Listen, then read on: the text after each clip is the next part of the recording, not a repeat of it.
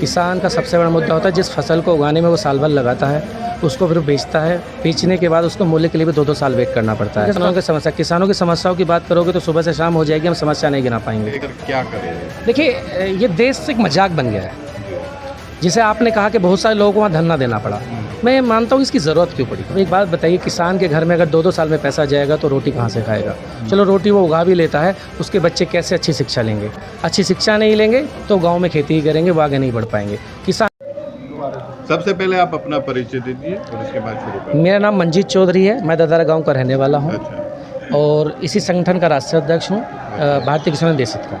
अच्छा, जिस तरह से आपने नए संगठन की स्थापना दिवस है आज, क्या ज़रूरत महसूस हुई इस संगठन को? देखिए, ज़रूरत ये महसूस हुई कि मैं एक गांव देहात का रहने वाला हूँ, मैं गांव देहात की पीड़ा को जानता हूँ। जो दर्द है वो शहर तक नहीं पहुँचता, वो दर्द गांव में ही दम तोड़ देता है। उस गांव तक की आवाज़ को पहुँचाने के लिए मुझे संगठन को रजिस्टर्ड कराने की ज़रूरत पड़ी। अच्छा, जो आज किसान की समस्याएं हैं वो पूरी तरह से जग जाहिर हैं। जिस तरह से एमएसपी का मुद्दा हो या देश में, और अगर युवा के बेरोजगारी की तरफ देखा जाए, तो आप किन मुद्दों को लेकर इस संगठन को आगे बढ़ाना चाहते हैं? देखिए, अगर किसान की आप बात करते हैं तो किसान के अनेकों मुद्दे हैं। किसान का सबसे बड़ा मुद्दा होता है जिस फसल को उगाने में वो साल भर लगाता है, उसको फिर बेचता है, बेचने के बाद उसको मूल्य के लिए भी 2-2 साल वेट करना पड़ता है। अब एक बात बताइए, किसान के घर में अगर 2-2 साल में पैसा जाएगा तो रोटी कहाँ से खाएगा? चलो रोटी वो उगा भी लेता है, उसके बच्चे कैसे अच्छी शिक्षा लेंगे? अच्छी शिक्षा नहीं लेंगे तो गाँव में खेती ही करेंगे, वो आगे नहीं बढ़ पाएंगे। किसानों की समस्याओं की बात करोगे तो सुबह से शाम हो जाएगी, हम समस्या नहीं गिना पाएंगे। लेकिन सबसे बड़ा समस्या है उसकी फसल का मूल्य ना मिलना। दूसरा सबसे बड़ी मार है बिजली। पहले तो बिजली मिल नहीं रही है, और मिल रही है तो उसका रेट इतना है कि वो बिल नहीं दे पा रहा है, और बिल नहीं दे पा रहा तो उसके साथ ये सरकारी अमला जिस तरह की अभद्रता करता है वो दयनीय है। किसान के साथ ऐसी भाषा करता है जैसे वो चोर हो। किसान, एक बात बताइए, किसान का पैसा 2 साल में मिलेगा और बिजली का पैसा अगर 2 महीने मिले तो आप उसका कनेक्शन काट देंगे, उसके बच्चे गर्मी में मरेंगे। ये बताइए कहाँ का न्याय है? हम किस न्यायपालिका में जी रहे हैं? तो किसान की बहुत समस्याएं हैं कि समस्या को लिख नहीं सकते और पढ़ नहीं सकते। अच्छा, स्मार्ट मीटर का मुद्दा भी पूरी तरह से छाया हुआ है, तो इसको लेकर आप क्या करें? देखिए, मैं इसका पुरजोर विरोध करता हूं, और मैं आपके माध्यम से कहना चाहता हूं कि स्मार्ट मीटर हम लगने नहीं देंगे, चाहे उसके लिए हमें जेल जाना पड़े, हमें कोई भी लड़ाई लड़नी पड़े। बहुत सारे संगठन हैं जो कि सरकार से मिल के काम कर रहे हैं, सरकार की गोद में हैं, और वो अपने आप को किसान संगठन भी कहते हैं। तो आप किस तरह से? देखिए, मैं किसी भी संगठन की आपसे चर्चा नहीं करूंगा, हम अपने संगठन की चर्चा करेंगे। और मैं आपको आश्वस्त कर देना चाहता हूं आपके चैनल के माध्यम से, मेरे जितने भी युवा हैं, मेरे जो किसान हैं, मेरे जो बड़े हैं, मेरे बुजुर्ग हैं, मैं उनकी लड़ाई लड़ने के लिए अपनी जान तो दे सकता हूं, लेकिन उनका सौदा नहीं करूँगा। भारतीय किसान यूनियन देश हित जिंदाबाद जिंदाबाद। स्थापना दिवस पर एक भारी भीड़ देखने को मिल रही है, तो कहीं ना कहीं एक आपका बहुत बड़ा अप्रोच है। तो इस अप्रोच को कहाँ, इस ऊर्जा को सबसे ज़्यादा कहाँ इस्तेमाल करना चाहिए? मैंने आपसे फिर कहा, मैं फिर दोबारा आपको बताना चाहता हूं कि मेरी ऊर्जा 2 ही जगह, या तो किसान के लिए, युवा के लिए। युवा किसी भी वर्ग का हो, किसी भी जाति, किसी भी धर्म का हो, युवा है, उसको रोज़गार मिलना चाहिए, मेरा यही दायित्व बनता है।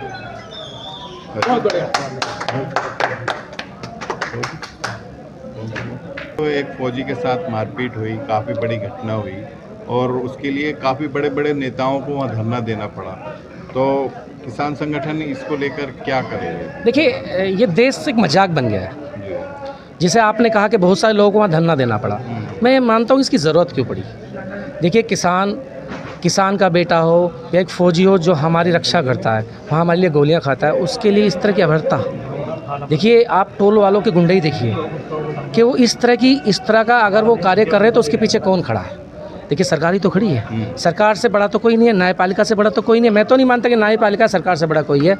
अगर टोल टैक्स वालों को इतनी बड़ी छूट किसी ने दे रखी है तो सरकार जब लाइसेंस देती है तो सरकार ये भी कहे NHAI वालों से कि भाई आप सभ्यता के दायरे में कोई काम करें। देखो, कोई भी व्यापार हो, सभ्यता के दायरे में अच्छा लगता है। और रही टोल टैक्स वालों की बात, तो मैं जितना देख पा रहा हूँ कि टोल टैक्स आज के डेट में टोल टैक्स नहीं, वो गुंडा टैक्स है। वो लोग अपना टैक्स लेने के लिए किसी के साथ कुछ भी कर सकते हैं। अच्छा, एक तरफ जब गाड़ी निकालते हैं आप रोड टैक्स देते हैं, और दूसरी तरफ टोल टैक्स। सरकार दोहरे तरीके से जनता से एक वसूल रही है। क्या आपको नहीं लगता है कि लूट है खुली? देखिए, मैंने तो पहले ही कहा, मैं तो आपके माध्यम से फिर कह रहा हूँ, बड़ी मजबूती से बात कह रहा हूँ कि सरकार इस बात के लिए सोचे कि सरकार ने जो गुंडा टैक्स लगा रखा है इसे क्यों दे जनता, ये जनता इसका भार क्यों झेले। ये सरकार को सोचना चाहिए, इसे विचार करना चाहिए। और मैं आपके चैनल के माध्यम से आश्वस्त करना चाहता हूँ कि मैं बहुत जल्द इसके लिए मंत्रालय में जाऊँगा, इनके मंत्रियों से बात करूँगा कि इस तरह की चीज़ें देश में नहीं होनी चाहिए। मैं अपनी बात रखने का पूरा काम करूँगा। ठीक है, धन्यवाद जी मेरा नाम पहले आप दिलशाद चौधरी परिचय दे दीजिए। मेरा नाम दिलशाद चौधरी है। जी, मैं भारतीय किसान यूनियन देश हित में और राष्ट्रीय उपाध्यक्ष हूँ अच्छा। जी। राष्ट्रीय उपाध्यक्ष में जिस तरह से इतना बड़ा पद है, आज एक बहुत बड़ी भीड़ है इस स्थापना दिवस पर, शुरुआत में ही देखने को मिल रही है। जी तो इस तरह से जिम्मेदारियां भी बढ़ जी। जाती हैं, तो किस तरह से अपनी जिम्मेदारियों का निवारण करेंगे आप? जी जिम्मेदारियाँ अपने तन मन धन से जिस तरह से भी हम काम आ सकते हैं अपने भाइयों के, उस तरह से जिम्मेदारी निभाएंगे। किसान कहीं भी जाए, जहाँ उसकी फसलों का एक तरफ तो मूल्य नहीं मिल पाता है, वहीं महाजन से लेके हर जगह उसको एक तरह से लूटा जा रहा है। यूरिया की कमी है, तो हर तरह से एक तरह से किसान के साथ बहुत ज़्यादा अच्छा व्यवहार नहीं किया जा रहा। तो इस किसानों के जो मुद्दे हैं, बहुत मुद्दे हैं, तो इनको लेकर आप किस तरह से कार्य करेंगे जिससे प्रशासन पे से बात मनवाई जा सके? जी इन मुद्दों को लेकर हम सरकार से बात करेंगे और जो भी हमारे भाइयों का हमसे सहयोग हो सकता है हम वो करेंगे।